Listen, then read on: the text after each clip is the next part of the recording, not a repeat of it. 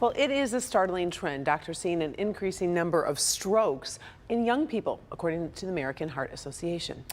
Been a 44% increase in the number of young adults hospitalized due to stroke. But many younger people don't know that they're at risk. They don't know the warning signs. Dr. Frank McGeorge is in the emergency room with a story of one young woman who is devoted to try to change that.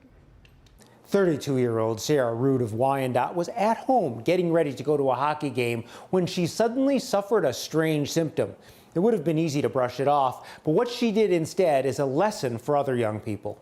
All of a sudden, my arm from about here down just went completely numb, to the fact that I had to pick it back up, which was really strange. Sarah Root initially thought it could be caused by her anxiety. It was concerning, but it was just kind of a, maybe it's a panic attack, maybe there's something that I'm nervous about that I'm just not, visualizing. But she immediately called her mom anyway and told her something didn't feel right. I told her, my hand went numb, I had to pick it up. And then as I was on the phone with her, my speech started slurring. As soon as my speech started slurring, it was really to the point where, something isn't right and this is definitely an emergency. They called 911. I remember having the words so clearly that I thought I was trying to say, and the words coming out were just random. Sarah's Ring doorbell captured the scene as paramedics transported her out of the house. The EMS came, they looked at me, they didn't think it was a stroke at first. My vital signs were okay. It was the typical well, you're young, you're healthy, maybe it's Bell's palsy and you just have the numbness. At the hospital, doctors ordered a CT scan. I just remember them coming in pretty quickly and throwing the bed back and was we found a clot in your brain, you need to lay flat, we're gonna transfer you to Henry Ford downtown. So that was kind of the big moment of something isn't okay. Sarah's first thought was to call a friend to care for her beloved dogs, Rory and Captain. She was hospitalized for 5 days.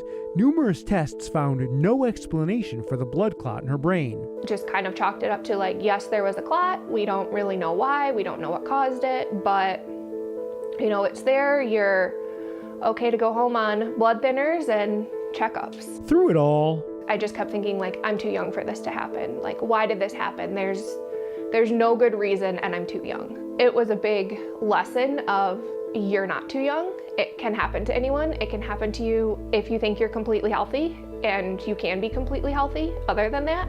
It's been over a year since her stroke. With the support of family and close friends, Sarah has recovered. Took care of my dogs. Anything that I needed, kept me entertained. I couldn't have done it without them.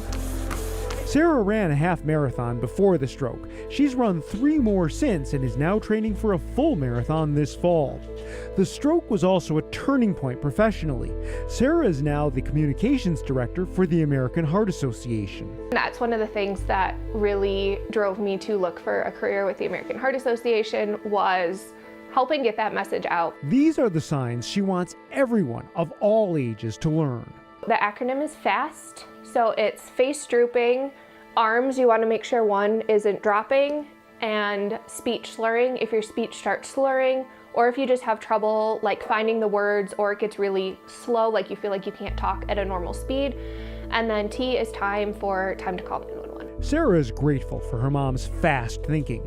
She now has a permanent reminder of what she's overcome. So it has the stroke and heart ribbon, and it's actually written in my mom's handwriting. So it's just a reminder that, you are stronger, you can do it, so. And that is a message that she'll be sharing in her new role as well. Now, it's not clear why we're seeing an increase in strokes in younger people. Some of it may be linked to increases in inactivity, obesity, high blood pressure, diabetes, and maybe even drug use. But none of that applies to Sarah or a lot of other younger stroke patients. The research is ongoing, though. Back to you. All right, Frank, you can support heart and stroke research and awareness at the Metro Detroit Heart and Stroke Walk and 5K. It's Saturday, June 3rd at Comerica Park. The race is at 10:15 a.m., the walk at 10:30.